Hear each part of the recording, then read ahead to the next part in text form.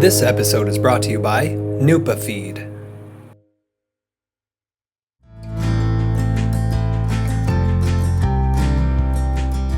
Hi everyone, I'm Frankie Terrett-Stutes, joined by Lynn Szymanski to interview Mr. Tim Price, who sits down with us on this episode of Behind the Barn for some fun, while we play a little Q&A session and get to know some things you might not know until now. But before we get started, a little synopsis on Tim's career to date, because it's definitely noteworthy. Tim Price is one of New Zealand's most accomplished eventing riders, known for his consistency, horsemanship, and impressive international success.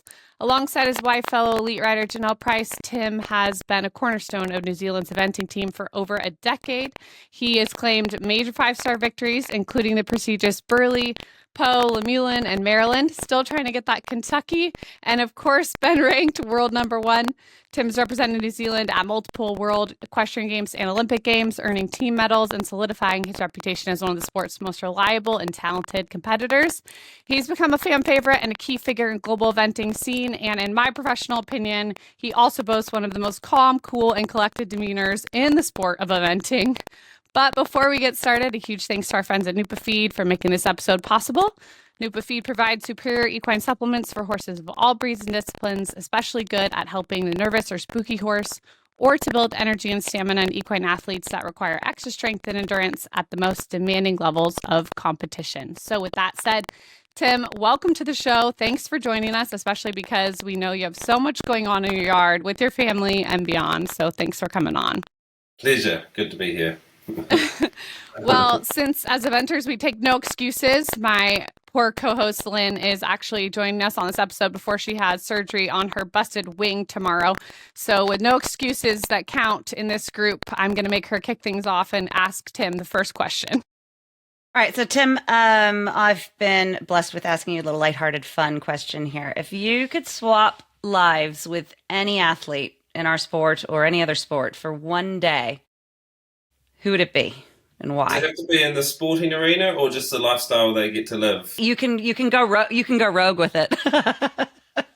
Good question. I think Rafael Nadal's got a pretty nice boat, so go win a big tournament. And although he gets pretty badly hurt at his tournaments, doesn't he? So maybe actually I'll swap that to a golfer. That's quite an easy life. They make millions. Yeah. And Okay. they have a nice time wandering around beautiful courses, and then they go and get to live in one of their lovely houses and fulfill their dreams. And are we going to expect you to do some golfing when you're in the Bluegrass State? Yeah, I've played actually before when I've been there. It's been great fun. Lovely courses around there.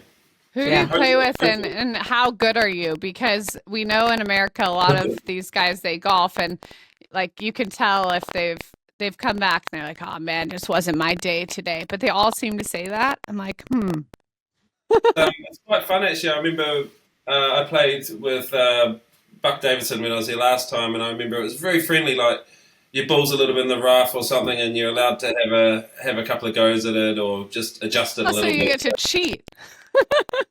Where cheating's allowed. That's a big word. Have a fun day and not be too serious. But yeah, no, it's a good game. I do enjoy it. Well, this is sort of a two-part question / comment because you've won a lot in your career. And, those are huge moments, of course, right? You're standing atop a podium, but now you have kids, similar to myself. And it can be a really quick reality switch from top of the podium, everyone's standing there wanting your autograph, to parenting. Having to change it diaper or something like that. Yeah. Do you have any moments in particular that have stood out to you where that's happened? I think numerous. It's always the case because it's probably more in the dark light of a failure. Actually, the kids come up and say something pretty, direct about honest. The fact, Daddy, did you have a rail? Yeah. Did that mean that you didn't win? Yeah. And, just little moments like that are to treasure. But no, they're great because they're a good perspective, aren't they? And they don't really care. They do quite enjoy sometimes a little bit of the attention that comes with it all. But that's just kids being kids. But I think they've definitely brought a positive spin on the whole thing. And then to chime in along those lines, my other question is, because I don't know if your kids are old enough yet, but either way, you face people who aren't equestrians as other fellow parents right at the schools. So how do you describe your job to a non-horse person? Well, I quite like to just be very understated. It's kind of just a big part of, I guess, who I am. But like at the school gate, or if you're talking to someone in the supermarket or whatever, I'm just a horse rider. But obviously they delve into it a little bit more, then they might find out you sort of have a go at sort of high level and things like that. But it's quite nice just to be someone just having a bit of a muck about on a few horses during the day. So And do either seem to be wanting to follow in your footsteps?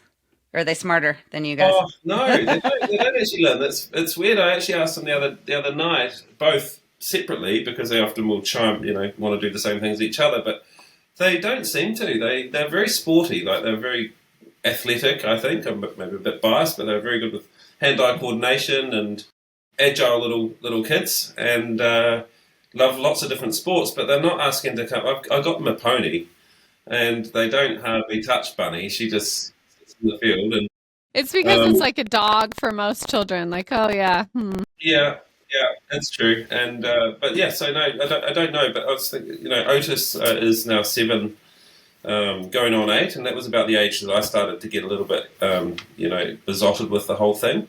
And he's not, but I wonder whether he might make the transition when he is a little bit older and he realises there's lots of young grooms there. So, Dad, I'm coming to the yard again. Can I have a horse?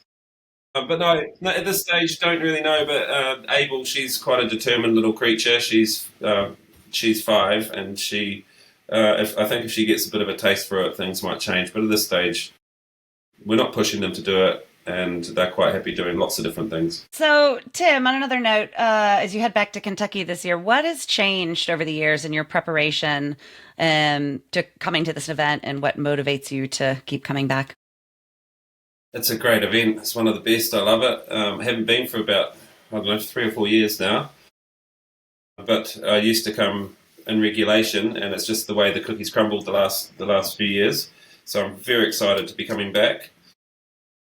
The preparation for such an early 5-star always is a challenge, and it's always, I consider it to be a good 2 or 3 weeks earlier than, or even more than badminton, when you factor in needing a bit of a contingency plan if a horse needs a week or 10 days of lesser work or something that can really hinder the plan. So step 1 is to get them in work nice and early, so you take the pressure off a little bit. So by the start of December, really, the preparation begins for Kentucky, for me, my horses, and just building them in gradually, and then getting them to the point of getting up the gallops and getting the more robust fitness work into them sort of mid-January, I think is really critical. And then, it's a difficult one. We're a little bit at the mercy in the UK with the weather, if we can get our runs into them. Depends if they're a young horse, might need 3, 4, maybe even 5 runs, or not everyone a full 3 phases perhaps, but or if it's a more experienced, established horse, they might only need 2/3 runs. So that difference can weigh in a lot based on the season that we're having in terms of weather and cancellations, and the ground's just too deep to ask the horse to. So this particular build-up has been a really nice one. It hasn't really rained. We haven't had cancellations. Thorsby the other day was a real focus event for my horses coming across, and it's the first Thorsby I've been to in the history of it's only been running through 4 or 5 years, that we haven't been this deep into the ground. So that was really strange to not be towed into the venue on the Thursday by a tractor. So that was good. But yeah, it's just a matter of having a little bit of luck with that side of it, and having a good preparation into the event, that whilst it's all coming around very quickly as it does, you're not feeling under pressure to get the horses fit enough to get there. And I'm hoping that I've got that balance about right this time. Yeah, well, it's too bad that it didn't get you ready this year. I don't know if you've been following along with the weather we've gotten in Kentucky recently, but it looks a little bit wet. Is it? Oh, Yeah, no. I think it's been traded. We may need to send you some pictures, but the water jump is not even it's a full lake right now. You're kidding me. I've been there, and we've had. Wasn't there a Snow snow that year? Yeah. hurricane the week before, or some cyclone or Yep. something the week before? Yeah. And so that we were lucky to have that one run. But yeah, you kind of get all types of weather there, don't you, at this time of year? Yeah, no, it looks like the dam broke somewhere, but hopefully that'll be all gone in the next But it 2 feels, weeks. I've just felt like we're in a good weather patch, and I'm disappointed to hear it's not going to be continuing. It'll be You perfect. The might ground will bring be it great. with you. Mm. So by the time we show up, Yeah, good to it'll be roll. fine. Yeah. I'm curious, what do you find yourself having to concentrate on or work on most, like in your riding, both at home and in the field of play, right? I think that changes as you go on through your career. But I mean, essentially, I'm asking, what do you feel are your biggest weaknesses and the things you have to work on the most? Just in general with all competitions in relation to Kentucky, because in relation to Just Kentucky, in general, like for Yeah. you, like competition wise or at home, Yeah. like, what are things like you've realized about yourself as you've gone on through your career that you're like, hey, I need to focus up on this? I kind of need to just stay in my own zone a little bit, and I've learned to believe in my ability and go in on the fact that I'm a natural rider, and I do things my way, and I don't. It's not like my way, but it's if I because I'm kind of a bit of a nice guy that I get on with everyone and I give everyone my time and energy, and that can also include if I'm getting help from various people, I really hone in on what they want from me, and by doing so, I think I shut off a little bit of my own ability to listen to myself or just be a bit more fluid in my reactions or the way that I go with a horse. So it's just finding that balance, because of course you need help, you need to have guidance, you need to have eyes on the ground and things like that, and so it's important. It's an important part of it. But equally, I've got a lot in my own bank to draw on, and I try to allow myself to do that, and with that brings enjoyment, and that's the other key, I think, is to try and keep it in a place of enjoyment, where the most enjoyment is the big events, not the rest of it, and then that's the high tension bit. So that comes back to the preparation as well, so I can arrive and just relax a little bit at the competition and just go through the competition in a nice way mentally. So that I think that's the best way to. Well, it's been working okay with the way the horses come through the competitions and things. It's not always a winning position or competitive position, but the horses always, try to. I think it relates to their healthiness through a competition, because it keeps them as relaxed as possible as well. And what else has been tuned up over the years? Ride. The better the horses, the better you are. Always be just fine tuning the horses and finding their ultimate jobs that might not be with you. They might be with someone else, giving them a whole load of fun. I think that's a really good point. I mean, I think that, every horse has a purpose. So it's good to hear you say that, and such a great point too. And I think that a lot of people watching these episodes may just not know, they think that all of you guys just show up to these big shows, and if they look at the winner and, they've earned the win, but everyone that goes to these events at this level, I think, has worked so hard to get there. There's so much that goes into it. There is, and there's the detail, just like these last couple of weeks before we truly commit to, the expense of flights, and everything else that it entails to come across. I'm on those the guys in the yard and the detail and the, what the horses are doing behind, when I'm not there, and things like that, because you can't leave anything to chance, and that's what I talk about with preparation, so that I can actually arrive and just relax and demonstrate the partnership to my best ability. Go from there. Well, I mean, as you say, every little tiny thing can come down to making or breaking it to get there or not. And so, I mean, there's so many highs in the sport, but even more lows. So is there ever been a time that you've gotten so down that you've really almost wanted to give up? And if not, and what keeps you going? Like what keeps you showing up day after day? That's that's interesting, because the biggest disappointments I had, they all sort of came in a real section. 2016 wasn't a very good year. I fell off 4-5 stars, and one of them was the Olympics, where I fell over. All sorts of things were sort of going wrong, but that was in more of the fighting your way into into the sport, really. That was where I would have ridden any old horse and tried to do the best with it. And so falling off was just something that made me more determined to get to the upper end of the sport. I didn't consider quitting during that period, but it was incredibly difficult. And then, just as things get more, I guess I'm more into the. I don't want to use the word senior. I'm not ready to be a senior, right? But as I get towards, the middle, Elderly? No. but yeah, as I get towards the other end of my career, the importance of the enjoyment aspect is always heightened. So sometimes I do consider, it's midlife crisis, isn't it? You consider like what other things you could be doing with your time, but that's not always based off a setback. It's just based off your general. Am I enjoying this on a daily basis? You'll just ask yourself a little bit more what you do it all for, and it's got to be validated with yourself. So that's just sort of ongoing questions, but there's not really been a big moment, because I don't think that would be the reason why I would look at it differently. I think it would be more lifestyle-based decision-making and to validate why I do it, rather than I just broke my leg, why do I do it? And what do you think the turning point was on getting you to that next place after you did have such disappointment after disappointment in that span of time? I think it was just had some good horses that deserved. Had Wesco. He was the nicest horse I'd ever had, and he needed me to get crack on and make a bit of a resurgence. Yeah, I think it was it was actually perseverance and determination that just gets you through those times, really. Well, you talked a lot about, all your prep work and behind the scenes and all of that, but to expand on that just for a second, what would you say are some of your keys to success behind the scenes, like the important elements in your program to help these horses get to the top? Because you've had so many horses now get to the top. And so what do you define as some of the key elements in your program that help that happen? To not judge a horse too quickly. I think it goes back from that actually.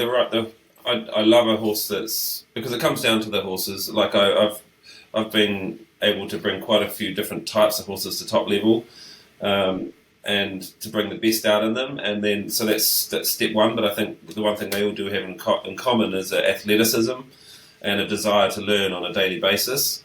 And I think obviously there's soundness and everything that goes behind that. But I think without those are key ingredients, and everything else, I think I've been really good at getting the horse to deliver their best as the years go on and they get up the levels and start doing significant things.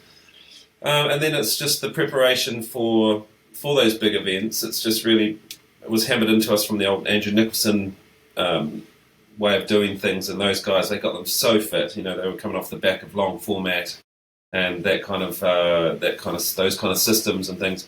So, but it still rings true in the modern sport, and so fitness for us is really key with making sure the horse is fit. And it's just not just so they can gallop around the cross country, it's so they can recover from that and feel healthy on their bodies for the Sunday and go for you the way that they want to go for you and can go for you, and not just be sore and stiff and things like that. And then have systems where they are able to recover from those events and have a strike rate that not many need time off, so you can just keep building on those good results and keep coming back. So longevity in the sport based on the way that we do them, and those are the key elements, and the rest is just good riding and planning of competitions and not asking too much at the build-up events. I'm not one of these people that gallops around for 170 pounds. That doesn't do it for me. I love my horses, and I want to teach them to push through the cross country and come home faster than they started. And that's something I maintain at a novice event through to a 5-star. But everything's obviously clicked up a few notches at a 5-star. So, but the horse has the same theme in the way they go. And so I don't chase things much. I just prepare them.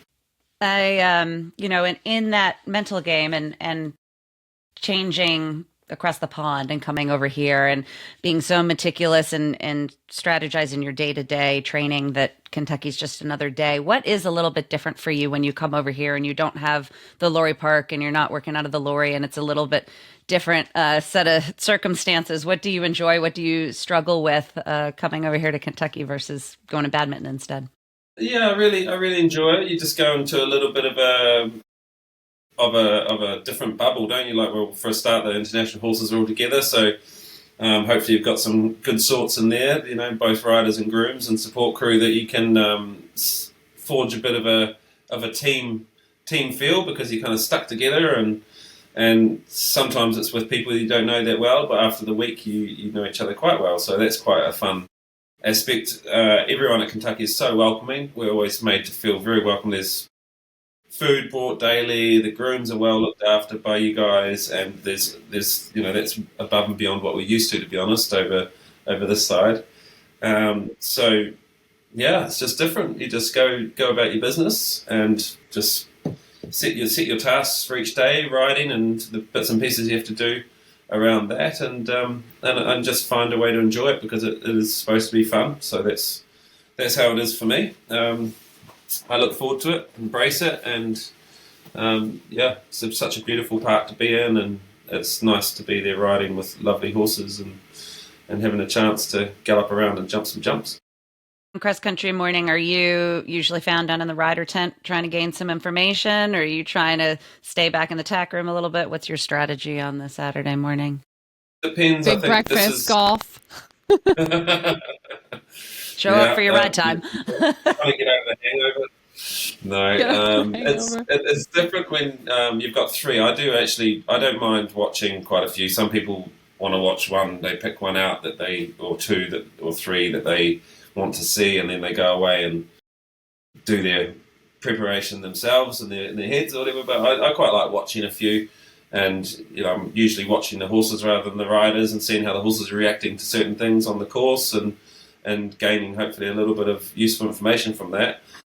But I'm here with three, so I think I'll probably be one of the first couple out. So I'm going to do that on the job, learn as I go a wee bit for And the be first ready to horse, roll. and then go from there. But I'm quite jealous of the guys that have less horses on that day, and then they get to sit in there and actually watch some, because I do enjoy watching, but normally I'm a bit busy. Well, And is this it time pretty- you have to watch it back. Is it pretty easy for you this year to decide who you're going to put where in the running order between your three horses? Yeah, I kind of leave it a little bit to the gods. I don't know. It would be. I think the more experienced horses deserve to go towards the end of the competition. But then you want to set out on a horse that gives you confidence, that can not too unorthodox in their approach, and that you have a good partnership with, so that you can get some confidence and things like that. But in terms of cross country, the dressage is, you know, I think it's the afternoon, isn't it? Thursday afternoon, Friday afternoon. So whichever day we're on, we at least get the morning to have with them and to prepare them. So I don't think there's a whole lot different there, really. Isn't it? It's half a dozen in one and six in the other. It's just up to, you know, wherever you get placed. And I think your odds are pretty good this year, though. Yeah. Wow, wasn't there Mickey Young? Isn't he going? He is. That guy, he is going. Is he pulled out yet? Not yet, Yeah. but we'll keep you posted. Thank We're you. going to play a quick mini game with you, because we like to have a little fun as well as you do. So this game is 2 truths and a lie. You're going to tell us 2 truths and a lie, and Lynn and I are going to try to guess. It's early morning here, because you saw by the size of my coffee, so we're not firing on all cylinders, and Lynn's on a little bit of pain medication, I hope. So you might beat us, but we're going to let you give it a roll. So let's hear what you have. Okay. So I was just thinking of this. So one is I came third in a skiing high jump competition, big air competition, by pulling off a double backflip when I was young. And shall I tell you all of them? Yeah. Okay. And I collect classic cars in New Zealand, lovely old vintage cars, and drive them around down there. And the third one I just thought of now was I broke my collarbone while I was boogie boarding down sand dunes out the back of New Zealand. Okay, I have a couple questions. Do the cars, so they just stay in New Zealand, and I know a little bit about cars, so I'm going to ask to try to figure this one out. So, does someone like turn the battery on? Do they get turned on? Because if you're not back there a lot, how does that work with Oh, your yeah, all that classic car stuff. collection? Who All does that that stuff. for you? A guy called John. Hmm. Okay, Lynn, any follow-ups before you guess? By the way, we are shooting 0 out of, we've gotten none right so far in this game Really? ever. So yeah, we're really You bad get, at it. you get the truth wrong as well as the lie. Yeah, we just are bad at this game, but we're gonna get you this morning. When I did you think. start skiing? Oh, when I was about 12. And how long did you ski for? Still skiing to this day. Ski. And Yeah, on the skis. how long did it take you to learn your double backflip? Double backflip. What do you call that? Pardon? What do you call that? Yeah, it's when we do the double backflip. It's one and then another one, and I learned it going into off a trampoline into a sponge pit. That's what I did. Okay. What But did the first you and got- second place person do? They did this guy. He did this awesome. It was like a backflip, but it was like a helicopter at the same time. And he did this thing that I was younger. He crossed his skis through the air, and when he landed, he went like this, Oh. and he looked cooler. Can you do that when you come out of the ring on one of your horses this week for us, just for our viewers, just if you nail it? Okay, Lynn, you guess first. I have no idea. He's so good at this. You go. I'm gonna guess the lie is the boogie board. No, the skiing. I think the lie's the cars. Okay, now I you have tell to you? tell us. Yeah. Okay, that's my cue to tell you. The boogie boarding was true, and the cars was true. I've seen you ride a skateboard, so I knew you could boogie board. So But yeah, I didn't do the double backflip thing. all right, well, we did have some amazing people write in to ask some questions, some of our viewers from the Kentucky social media pages as well as our athletics email. So we always know they ask the best questions. So we have a couple for you from that. So Jill from Texas asked, which horse would you organize a heist to steal? And which other 2 competitors would you take with you to accomplish it? If you could take any horse in this sport, who would you steal and who would you take with you to get it? Great question, by the way, Jill. Banzai Delaware, that's been to Kentucky, actually came second, didn't he? 1 year. He's been twice, I think. A beautiful, beautiful horse, and yeah, just always I fancy him. And who would I take? Carlos Paro for a start. And who's someone that doesn't look as dodgy as Carlos Paro? He's a mate. They need to be able to handle a horse, so it can't be some rogue friend. Or maybe it should be. The horses was so well trained, it'll probably be perfect. I'll I don't probably know take my brother, Cam Price from Keyflow Feeds. I'll take him because he's quite good at covert operations. That would be my 2. Carlos Paro, Brazilian event rider, and Cam Price. Be my brother for ages. Okay, watch out, Yaz. They're coming for him. Okay, well, we have another question from Melissa Kivla. I think this is why Frankie gave me this one. Cavella. She wrote in on the social page, advice on controlling your nerves and anxiety during an event or show. Do you still get nervous after all of these years? Definitely, still get nervous. My nerves, I have to say, they are quite related to my standing in the competition. Expect that's the nerves towards the Sunday, but generally nerves are a big part of the whole thing.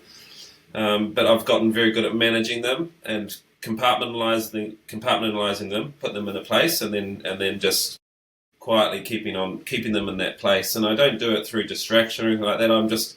I just am very aware of them, acknowledge them, but don't let them overwhelm me at any point. And it keeps going back to the same thing. If I'm relaxed and I have an enjoyment aspect. I keep going back to that. And also just understanding that some of the triggers to getting more nervous are things that aren't actually real. So in dressage, you're actually just going to pick up, the bell's going to go, you're just going to pick up canter and you're just going to go down the centre line, and it's something you do all the time. And all the things that you need to be feeling to do your hopefully your best work are going to fall into place. And then the same with the cross country. It's quite scary. You can wake yourself in the middle of the night before cross country day thinking, how the heck am I going to do that? Or stay upright around the whole bloody thing and whatever. But at the end of the day, you actually and of course you've got to warm up and have all the preparation that's go into place on the day. But you're actually just going to leave the start box and you're going to go up to number one, and then the whole thing's going to flow. That's the reality. So let's not get carried away with the what ifs and da-da-da. You just get yourself to that, deliver yourself to that number one fence. Your plan, you've got plan B, you've got plan C. Just relax. And then when it comes to being in a good position, that's what I actually find the most difficult, to really just not, keep myself. I'm a little bit more particular than on the Saturday night. I probably won't socialise as much or, give myself to other people too much, because I just want to just have something nice to eat, a couple of beers, and then go to bed without thinking about it too much, the fact that you're in the lead or second or something like that, and then get up in the morning and just go through the process and get on your horse and again relax. But yeah, it's a difficult one. But then going into the ring is also quite difficult when you know what you've got to do to win and what you shouldn't do to lose. But again, it's the same thing. You find a good rhythm in the canter and you go through the start flags and you jump the first fence and let it happen. And then to piggyback onto Melissa's question, you have an added dynamic of another partner in the household doing the same thing you are. Do you find that additional element of added nerves when you guys are both at a big competition together? Does that make it more stressful? Has that taken time over the years to really figure out the dance of how to work around each other's nerves? How have you guys evolved? Have you met Janelle? I more mean space between. No, I mean in a funny way, we don't have too much. We don't have to not pander, but we don't have to do too much for each other in that department, because she's got nerves of steel. She's got her plan. She's quite different to me. She's very acute in her mental game and things. So she's fine, and she in a funny way we both go about the competition in a very different way in a different space.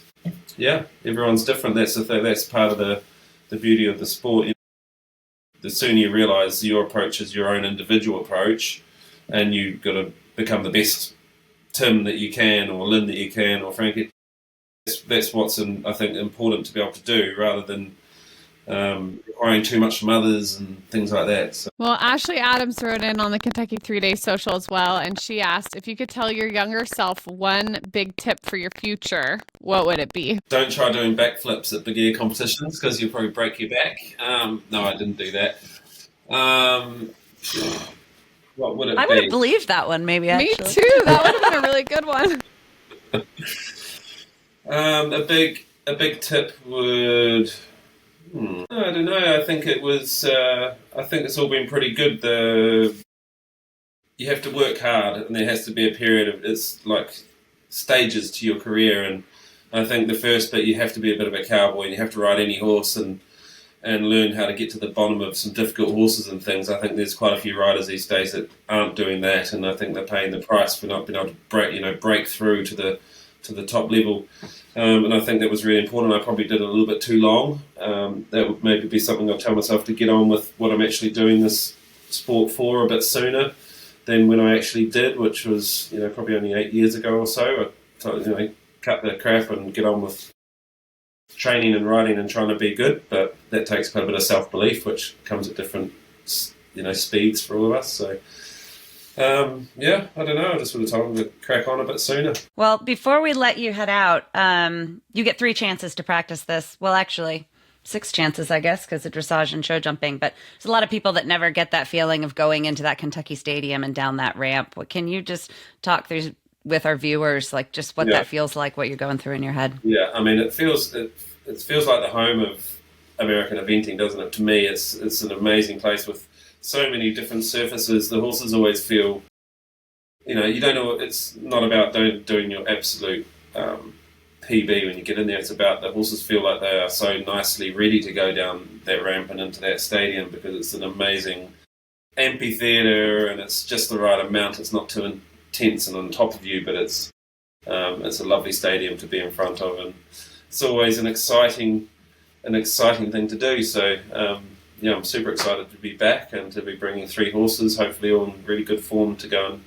and experience that again and have a good time with them. Well, with that, we can't wait to watch you this year. We know that you finished second at Kentucky in years past. You've won many of the big ones, and we're excited to see if you can top the leaderboard this time with 3 special horses coming across the pond. Fingers crossed for the next few weeks for them and for you.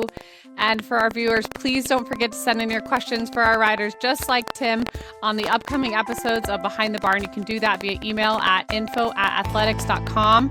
or you can do it on the Kentucky social media pages. And don't forget to share this episode with your friends, your family, Tim with your kids, and maybe the school, anyone you can think of or anyone who wants to watch. A huge thanks again to our friends at Nupafeed one more time for sponsoring this episode of Behind the Barn, as well as, of course, to Tim Price for taking the time to join us. I'm Frankie Terry at Stutes, and on behalf of my friends, Lynn Szymanski over there, thanks so much for watching, and we'll see you guys again soon.